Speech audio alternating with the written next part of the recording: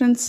வீட்டில் சமத்தா சொன்ன பேச்செல்லாம் கேட்டுட்டு நல்லா படித்து அமைதியாக இருக்கிற பிள்ளைய விட கொஞ்சம் ஆர்ப்பாட்டம் பண்ணுற பிள்ளை மேலே தான் அதிகமாக அக்கறை காட்டுறதா தோன்றுறது என்ன, அதுதான் உண்மையும் கூட.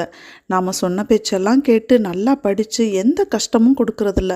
என்ன தான் இருந்தாலும் என்னைய விட அந்த பிள்ளை மேலே தான் உனக்கு பாசம் ஜாஸ்தின்னு கோபமாக சொல்கிறது உண்டு.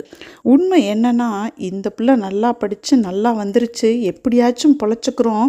ஆனால் அந்த பயவுள்ள சொன்ன பேச்சே கேட்கலையே, என்னத்தை படித்து எப்படி பொழைக்க போகுதோங்கிற அவங்களோட கவலை தான் அந்த அக்கறையை அதிகமாக்குது. பெத்த எல்லா பிள்ளையும் ஒன்று தான்னாலும் கொஞ்சம் நோஞ்சாம் பிள்ளைக்கு தானே அதிக அக்கறையும் அன்பும் வேணும். ஸோ பேரண்ட்ஸ் பாசம் அக்கறையை கம்மியாக இருக்குன்னா சூப்பராக படித்து நல்லா வளர்ந்துட்டோம், அவங்களுக்கு நம்ம மேலே கவலை இல்லை அப்படின்னு பாசிட்டிவாக எடுத்துக்குவோம். ஃப்ரெண்ட்ஸ், இன்றைக்கி லஞ்சுக்கு கொத்தவரங்காய் புளிக்கறி, ரசம், சாதம், முட்டை, தயிர் எல்லாம் ரெடி ஆயிடுச்சு.